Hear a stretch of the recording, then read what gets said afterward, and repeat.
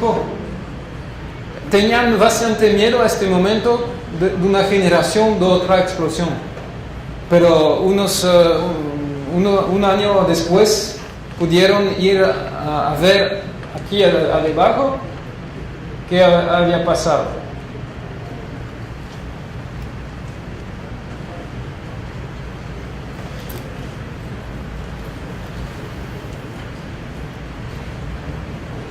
El fuego que tuvo en el corazón durante semanas adentro generó fumazas, y eso es la primera fuente de contaminación de toda Europa.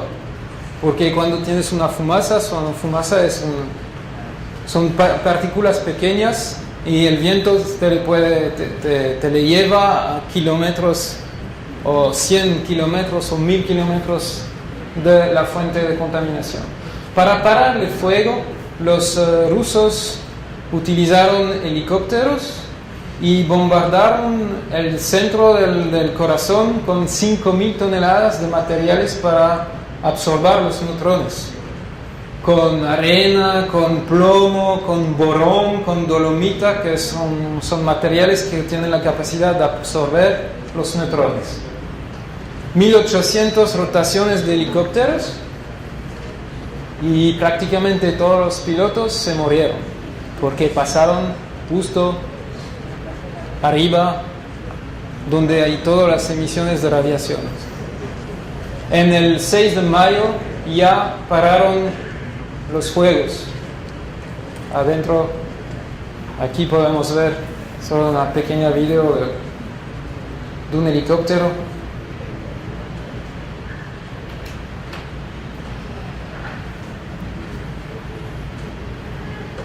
Está dejando su carga de dolomita o plomo en el corazón.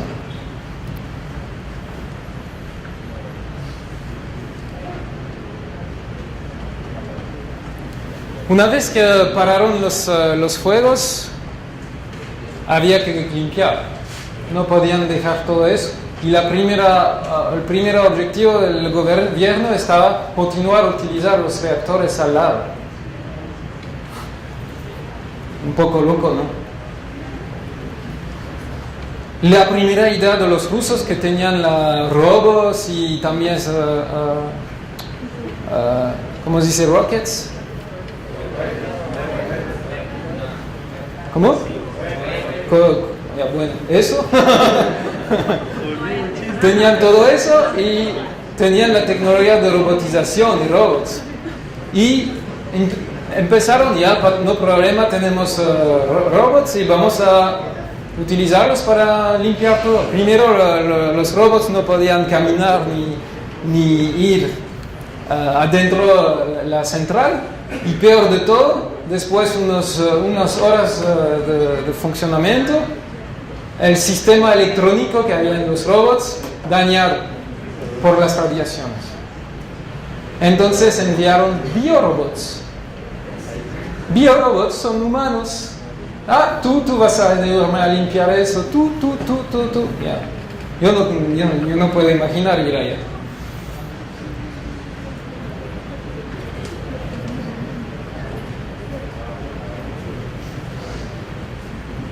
Aquí podemos ver unos de estos biorobots. Cuando tenían un equipo relativamente sofisticado aquí, pero otros no tenían prácticamente nada. ¿Por qué? Porque ahí como todo es un secreto del gobierno soviético, y una vez que los rusos se separaron, el URSS se separó, se perdió toda la información, ¿ya? Pero es todavía un secreto. No sabemos cuántas personas o cuántos biorobots ayudaron a limpiar todo y ayudaron a hacer la protección del reactor después. La estimación es de 600.000 a 1.000.000 de personas. ¿Cuántos son muertos? Eso es peor. Información top secret. estiman unas fuentes de información, estiman que 60.000, unos 10% ya están muertos de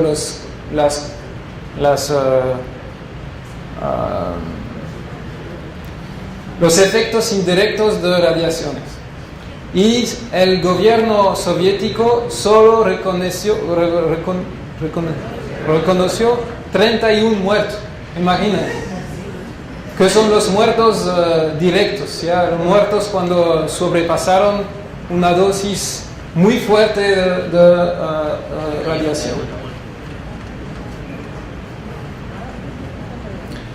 Aquí hay un video de la fase más difícil de limpia del techo del reactor 3, donde había estas partes de grafito que emitía muchas rayones gamma, por ejemplo, y las personas tenían 40 segundos para trabajar y tenían la dosis, pero una dosis increíble, ¿no? de radiación. La mayoría se murieron justo después. Había que correr, ya, 40 segundos, ya regresar, ya tu trabajo está terminado y tu vida también, ¿ya?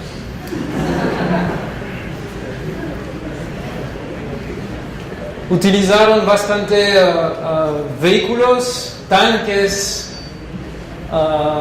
helicópteros, y ahora en el sitio mismo de la planta de producción hay como un cementerio de todo este material contaminado. Y después empezaron a construir el sarcófago, tal vez, no sé si se dice así, sarcófago, para proteger el corazón. Costó bastantísimo plata y es un sarcófago hecho de acero y de hormigón.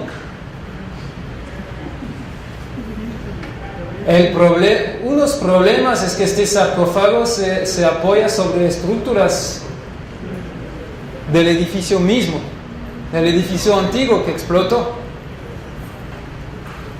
No sé si pueden ver unas vigas aquí, allá, y aquí es el edificio hecho en 1999. Tuvieron que hacer reparaciones muy grandes porque el edificio tenía riesgos de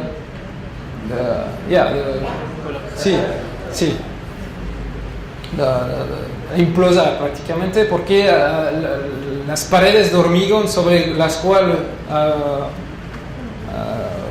había las vigas principales de la protección no soportaban más el peso. Además había fisuras.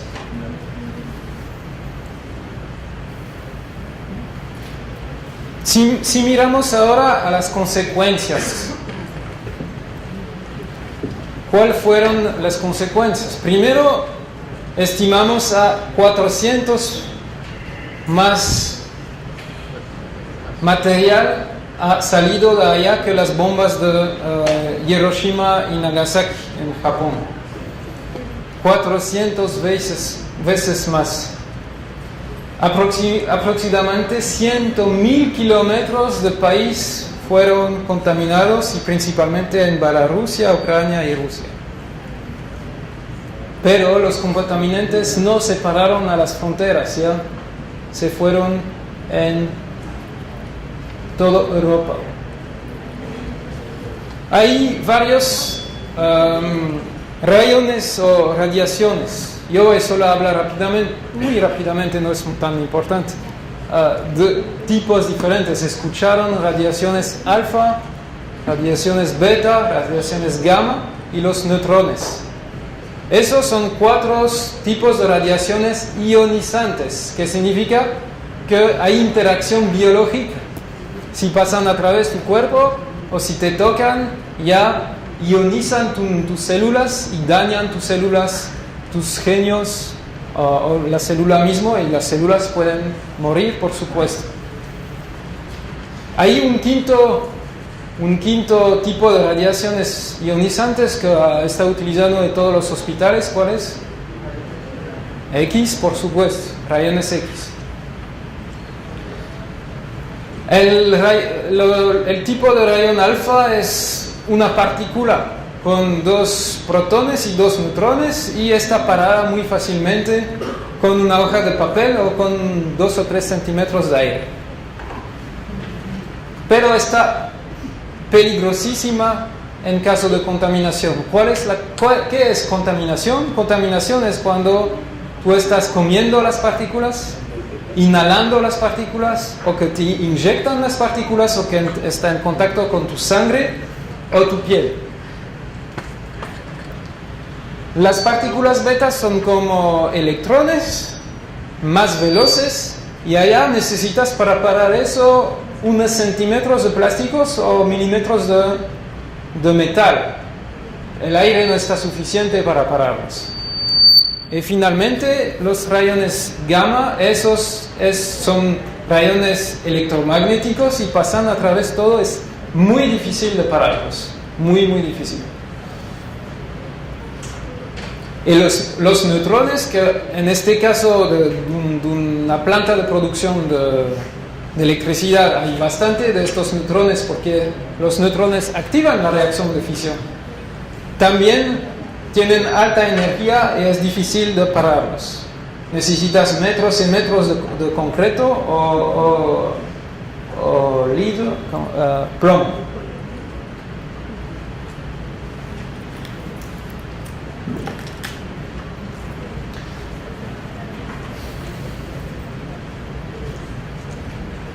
Aquí he puesto solo para su información la cadena de desintegración natural del uranio 238 para que vean cómo se desintegra. La naturaleza está bien hecha y está vaga como nosotros. Quiere que todas las moléculas lleguen a un estado estable. Un isótopo no es estable. Quiere ir a su estado más estable. Y para eso va a desintegrarse, emitiendo energía y emitiendo también partículas o rayones como radiación alfa, beta o gamma. En este caso ven que hay emisión la primera desintegración pasamos una emisión de alfa. Y el periodo de medio vida es 4.5 billones de años para desintegrar hasta torium 234. Hasta finalmente llegar aquí el plomo 206, que es un núcleo estable. ¿Cuál es el periodo de medio vida? Periodo de medio vida, aquí en este slide se puede ver lo que es el tiempo para desintegrar la mitad de los átomos de una cantidad de material. El número que está desfilando allá arriba es el periodo de medio vida, es decir, cuando tengo la mitad de los átomos están desintegrados. Y se pueden ver que hasta que todo se desintegra hay que esperar prácticamente un tiempo infinito. ¿Cuáles son los productos más peligrosos, vamos a decir eso, que están generados dentro de un corazón y que llegan a la atmósfera cuando hay un accidente nuclear del tipo de Chernobyl? Primero, el cesium se dice. Cesium, hay 2 isótopos, 134 y 137. El 134 tiene 2 años de medio vida y el otro 30.1 años. Es uno de los más peligrosos, es la fuente principal de rayones gamas. ¿Y por qué está peligroso para nosotros? Es como un sal, se mezcla, se disuelve en el agua. Y afortunadamente nuestros cuerpos están hechos de agua y comemos agua y bebemos agua. Otro, y tal vez el más peligroso de todos, es el iodo 131. No tiene una periodo de medio vida tan grande, 8 días, pero se fija muy bien en nuestro tiroides, muy bien, y se queda allá mucho tiempo justo cerca a su cabeza, qué pena, en el cuello. Y finalmente el Strontium 90 tiene 29 años de periodo de medio vida, y el strontium es como calcio, y el calcio se fija en nuestros huesos, y este componente genera principalmente leucemia, cáncer de sangre, cuando está en el cuerpo. Por otro lado tenemos, estos son los componentes generados por el corazón, el reactor, pero también hay combustible, ¿ya? El combustible, hablamos de uranio, de plutonio, no son 2 o 3 años de medio vida. El plutonio 239, que está utilizado para las armas, 24.000 años. Peligroso, ¿no? El uranio 235, 103 millones de años, y peor el 238, 4.5 billones de años. ¿Cómo medir las radiaciones? No sé si tuvieron un curso de eso. Hay varias unidades y muchas unidades, porque muchos científicos trabajaron, y es un poco difícil la primera vez de ver cuál es un Becquerel que mide, un Sievert que mide, un Gray que mide. Hay 3 cosas importantes. Primero, la cantidad de emisión de radiación. Eso el sistema internacional utiliza el Becquerel, pero también hay el Curie, que es otra unidad. El Becquerel dice que mide la actividad radioactiva de un material cuando hay una desintegración por segundo. Un Becquerel significa una desintegración por segundo. Después para nosotros es importante saber la dosis de radiación que estás recibiendo en tu cuerpo. Y para eso hay el Gray, que mide 1 joule por kilogramo de absorción de radiación. Dependiendo de tu peso, puedes calcular eso. Pero eso no te representa la realidad, porque si tocaste con tu mano, o si tocaste con tu cerebro, o con tu cabeza, o tu ojo, o si está dentro de tu cuerpo, no va a producir los mismos efectos. Y para medir el efecto biológico de una dosis sobre el cuerpo humano, inventaron una unidad que se llama el Sievert. El Sievert es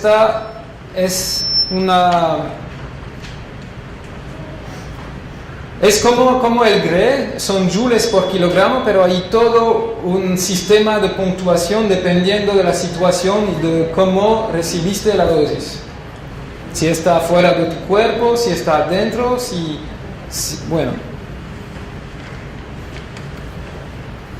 Cuando fui allá, yo tenía 3 dosímetros. ¿Dosímetros?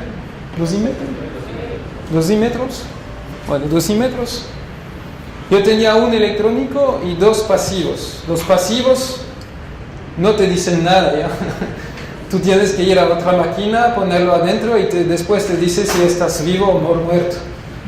No está muy útil en este caso.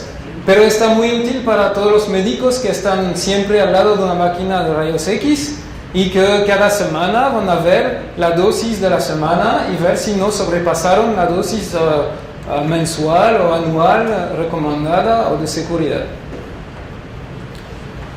Por otro lado, el dosímetro activo que me decía si estoy en un lugar donde puedo quedarme, estaba muy útil en esta situación. Yo me acerqué hasta 100 metros del reactor y no podíamos quedarnos porque no teníamos la permisión de recibir mucha radiación. Y el señor me dijo, ya vamos, no tenemos tiempo. Y salimos y caminamos unos 100 o 200 metros más lejos para para no recibir una dosis importante. Hay que medir la radiación, pero eso no es suficiente para el cuerpo humano. Tenemos que medir la contaminación. Eso es el peor que te puede llegar. La radiación, ya si estás sometido a radiación, te vas y ya tú no tienes más radiación.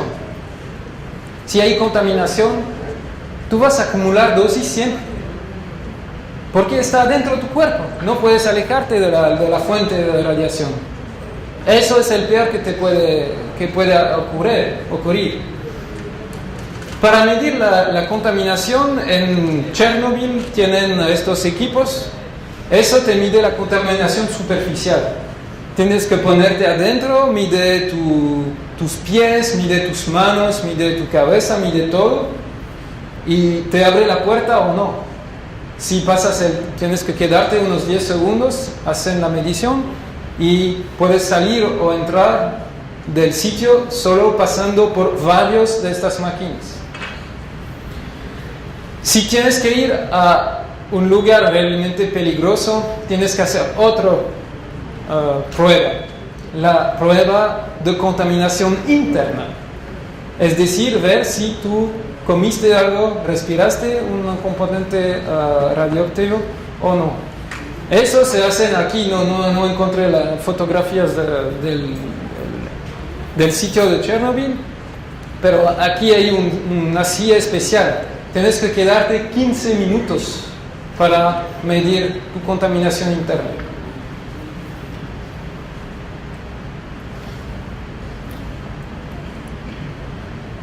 Solo para mostrar, aquí hay unos valores de las radiaciones que encontraron después alrededor del reactor número 4 en sieverts. Pueden ver hasta 100, 300 sieverts por hora. No,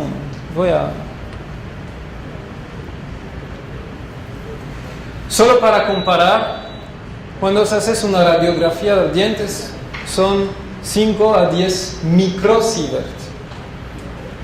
Una tomografía completa de tu cuerpo, 30 milisieverts. Si ven los valores aquí, una dosis letal, 21 sieverts. El señor que resistió, hicieron una prueba, inyectaron uranio en un señor, supuestamente que tenía un cáncer, etc. Finalmente no tenía cáncer, pero se le mataron así. Tuvo una dosis en 21 años de 64 sieverts, porque tenía uranio en su cuerpo. Hay que bien diferenciar una dosis importante pero corto tiempo y una dosis poco importante pero largo tiempo. Eso no provoca la misma cosa y los mismos efectos. Por ejemplo, no sé si saben, pero viajar en avión, tú coges 10 veces más radiaciones cuando estás en viaje en avión que si estás sobre la Tierra. Los pilotos tienen que hacer unas pruebas para no sobrepasar la límite de dosis anuales, por ejemplo. Y después aquí yo voy solo a mostrar las mapas.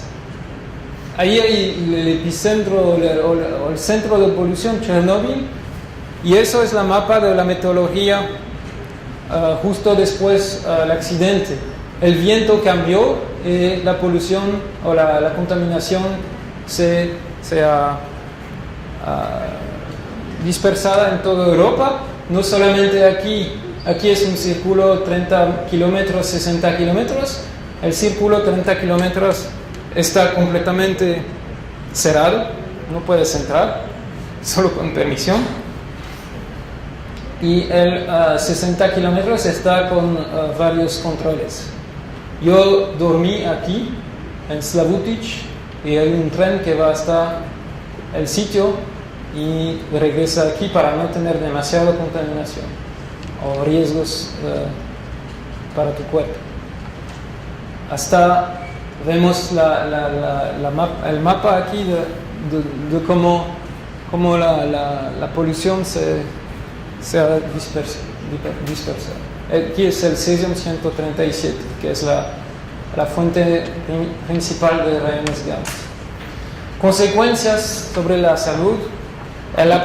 Según varios artículos científicos, la principal consecuencia son los cáncer de tiroides.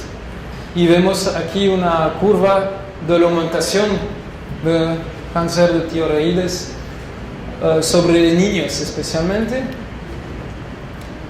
Para evitar eso, puedes coger una píldora de yodo, pero yodo no contaminado, justo después del accidente. Coges eso por unos días. Saben, el periodo de medio vida es 8 días.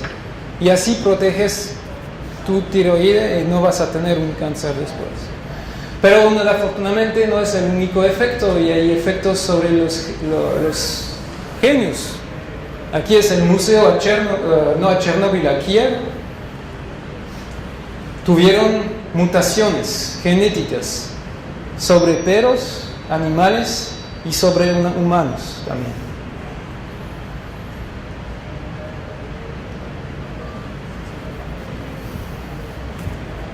Bueno, lo que quería decir es que cuando utilizamos cualquier cosa, que sea producción de energía, que sea cualquier dispositivo industrial, hay que evaluar los riesgos. Un riesgo, la definición es multiplicar una probabilidad que ocurre el riesgo por las consecuencias. Aquí en este caso la probabilidad estaba baja, pero las consecuencias están grandes. Y hay que evaluar y combinarlas. Lo que pasó en Fukushima es, ¿habían planificado un tsunami? Sí. ¿Habían planificado un terremoto? Sí. Pero no habían planificado la combinación de los dos. Bueno, vamos a pasar eso. ¿Qué pasa actualmente y por qué fui allá? Están construyendo una nueva estructura de confinamiento.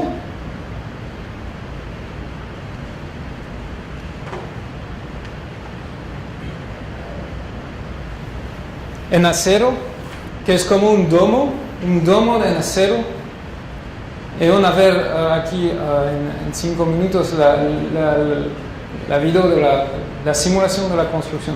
Esta estructura está diseñada para estar intacta, sin mantenimiento, ningún mantenimiento, por 100 años.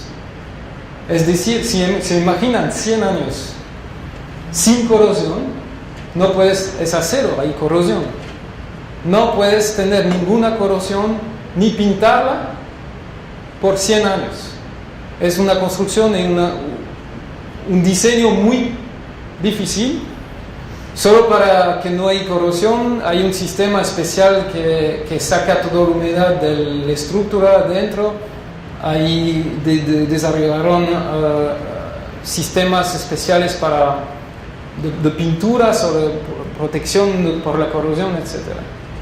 Aquí es la construcción de las fundaciones, y cuando hicieron las fundaciones, por supuesto, había material radioactivo. Había que chequear si teníamos que poner el material en contenedores especiales. Después hicieron las fundaciones, y aquí viene la estructura tubular, tipo ¿cómo se llama? Armaduras.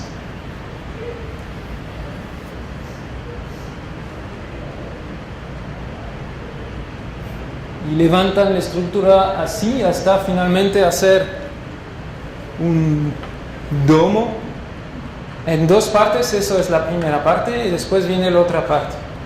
¿Por qué me fui allá? Porque esta estructura de acero es un poco similar a un buque, pero boca abajo, ¿ya? Y yo trabajé sobre la optimización. Son vinieron blocos prefabricados. Y tenemos poco espacio para poner todos los blocos juntos.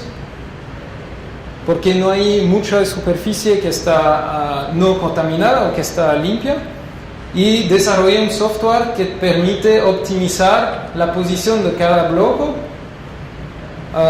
para minimizar el espacio que vas a utilizar. Eso fue desarrollado para astilleros, pero lo utilizaron ahora acá. Yo quería solo un minuto más abrir una discusión con ustedes, si tienen tiempo todavía. ¿La energía nuclear o producir electricidad por energía nuclear está bien o no? No sé. Yo no voy a decir mi opinión, yo quisiera solo abrir la discusión con ustedes y solo mostrar que la energía nuclear actualmente en el mundo está como 16%, hidroeléctrica 16% también, gas 20%, y el principal es, ¿cómo se dice? El carbón. Entonces vemos aquí que el carbón, gas más también el petróleo, es la mayoría de nuestra utilización de electricidad viene de estos medios. Claro que el costo de todo eso es otro parámetro muy importante, muy clave, porque miran, la energía nuclear es una de las más baratas. En amarillo hay un componente que es el desmantelamiento de las centrales, pero finalmente es barato.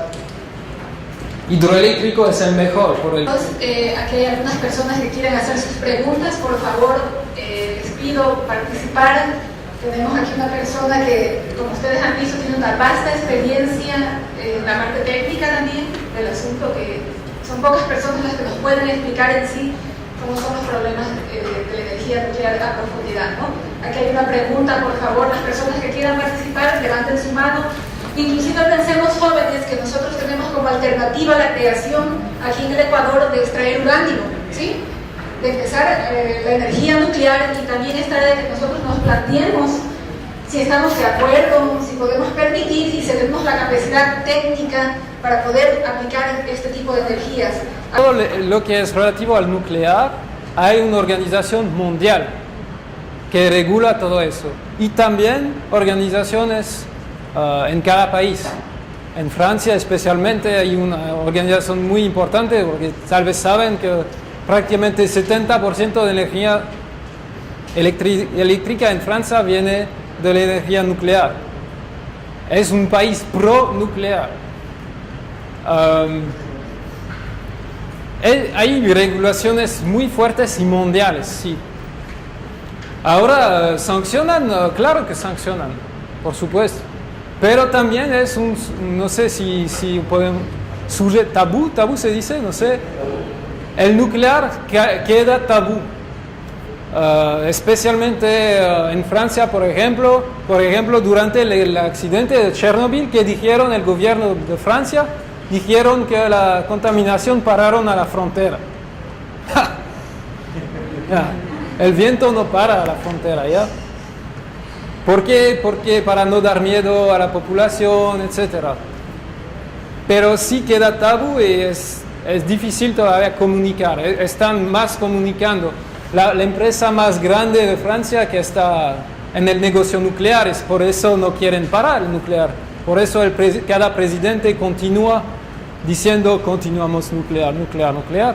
No solamente para las armas, pero para la producción de electricidad y para la industria. En Francia hay el material, el combustible de reactores nucleares. Recuperan 95% del material, 1% de plutonio y 4% tienen que botarlo. Bueno, botarlo, pero en condición. ¿A dónde? ¿A dónde este material? En unos sitios, pero esperando encontrar una solución para ponerlo en capas geológicas impermeables bien profundo en la tierra. Y este material está estabilizado, significa que le mezclan con vidrio para que sea estable mecánicamente hablando, no puede ir más en el aire, se queda estable mecánicamente. el material reciclado, ¿qué es lo que se hace con ese material reciclado? El 95% de uranio y 1% de plutonio supuestamente le reutilizan el plutonio o para hacer armas, pero no interesa más ahora, tienen suficiente plutonio. Le hacen una combinación de plutonio y de uranio que se llama combustible MOX, no sé qué significa, no me oxido, no importa. Y le cargan nuevamente en reactores. ¿El mismo reactor se vuelve a utilizar como...? Reutilizan, sí, exactamente.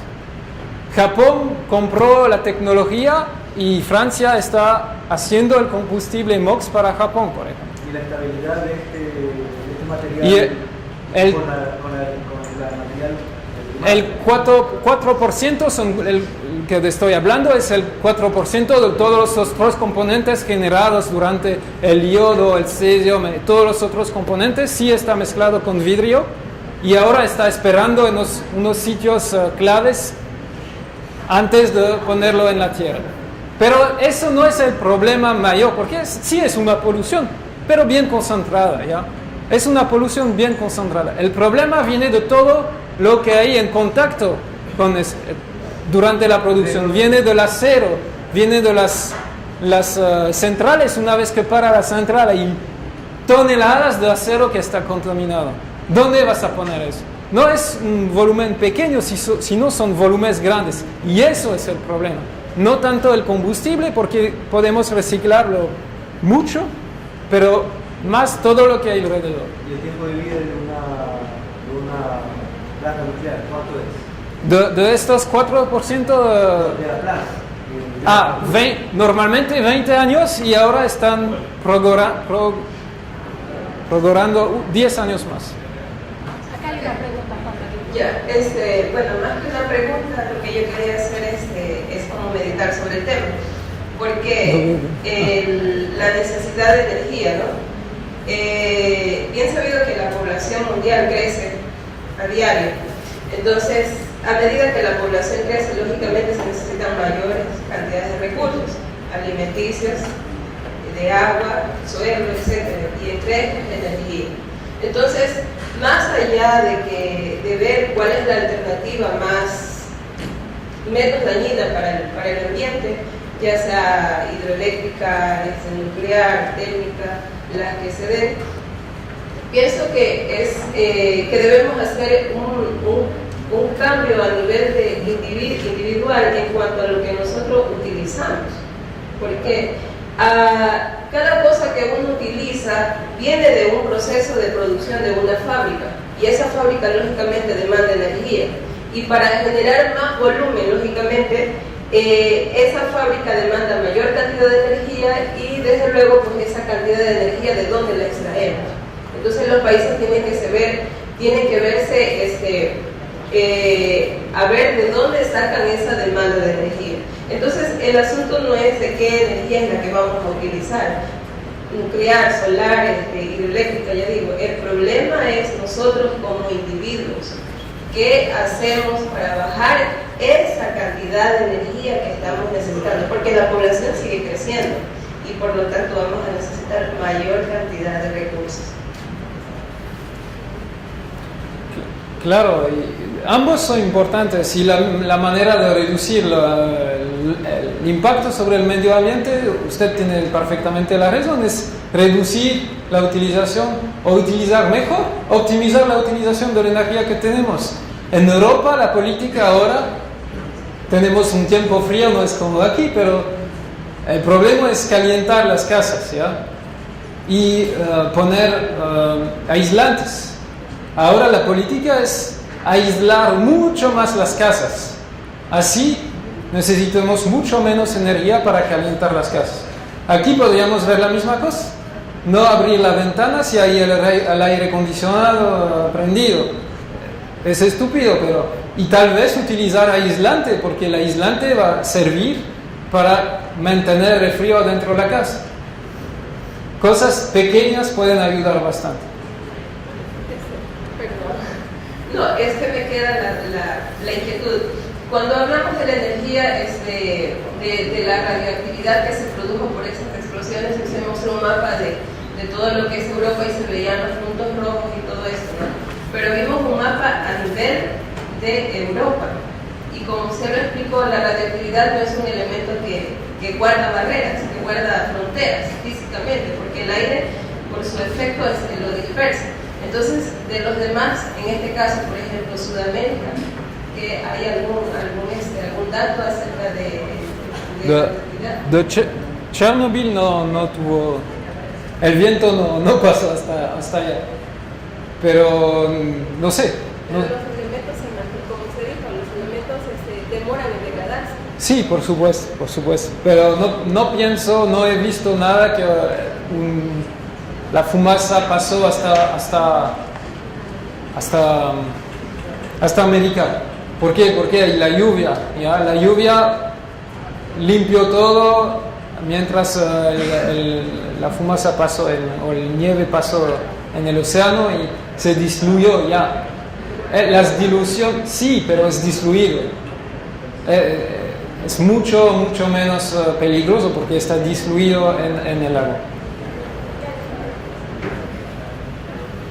Después de los 20 o 30 años que usan la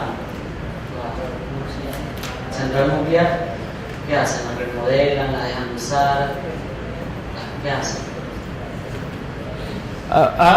Cada país tiene su política actualmente. Hay países como Bélgica donde quieren, para que el costo de electricidad no sube demasiado, quieren continuar a utilizar las centrales 10 años más. Pero están recién analizando todo eso. Y hace 2 meses descubrieron fisuras en los corazones de dos reactores importantes y querían utilizarlos 10 años más. Y ahora están viendo si va a ser posible, porque es imposible cambiar el acero del corazón. Eso no se puede, tendrías que abrir el hormigón, etc. No es posible. Entonces van a ver si es posible reparar o si se queda allá, y entonces ¿qué va a pagar? Pero nosotros ya. Y vamos a pagar mucho más, porque o hay que comprar electricidad en Francia o otro país, o hay que producirla con ¿qué? Gas, no sé si vieron, gas, alto costo no, hay que desmantelarlas, es un costo adicional, por supuesto.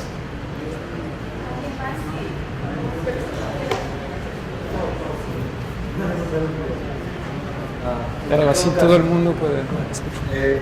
En todo caso, se habla de que es energía mucho más limpia y más barata, pero más limpia a corto plazo, porque en cuanto haya estas fisuras o en algún tipo de accidente que haya una central nuclear, la contaminación es mucho mayor que la contaminación creada por una planta hidroeléctrica o una planta de carbón. Nunca he hablado de energía limpia. No es una energía limpia. No existe energía limpia ni el solar. ¿Por qué? Porque producir un panel solar te cuesta energía y contamina bastante, especialmente producir estas celdas solares. Y bueno, hay energías supuestamente más limpias y sustentables que otras.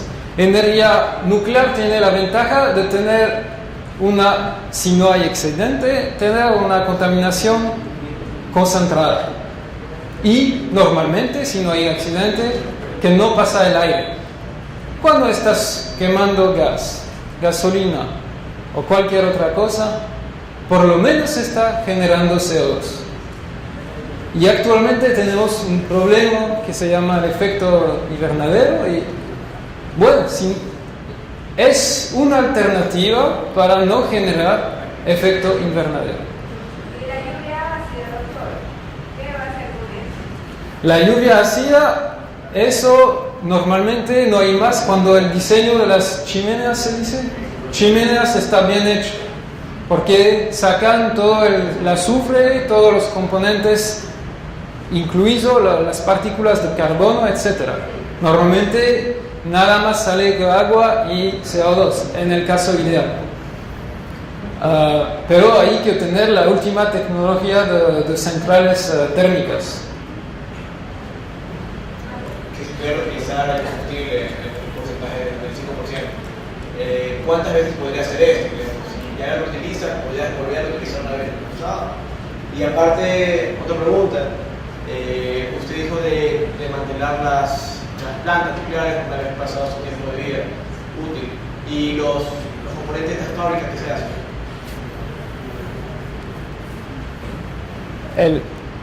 Sí se puede hacer eso, hasta normalmente no hay límites, porque sacan el uranio que tú puedes reutilizar y botan solo los componentes que no están útiles para la reacción de fisión.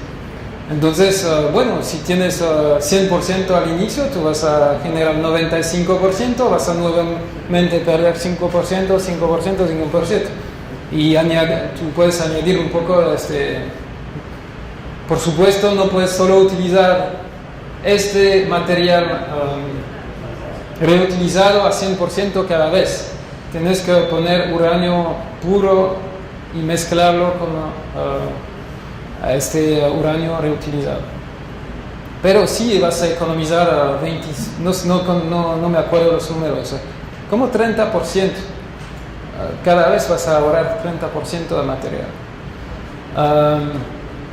Para el otro problema que está mencionando es el problema clave de todo este sistema, es que las centrales, los edificios, el acero que hay adentro, todo eso está contaminado y no son 2 o 10 toneladas, son miles y miles de toneladas. ¿Y qué vamos a hacer con eso?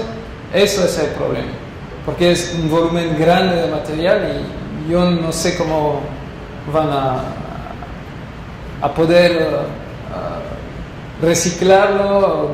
No creo que es posible reciclarlo. La sola cosa que hay que hacer es ponerlo en la tierra, en una capa geológica bien hermética, bien estable y nada más.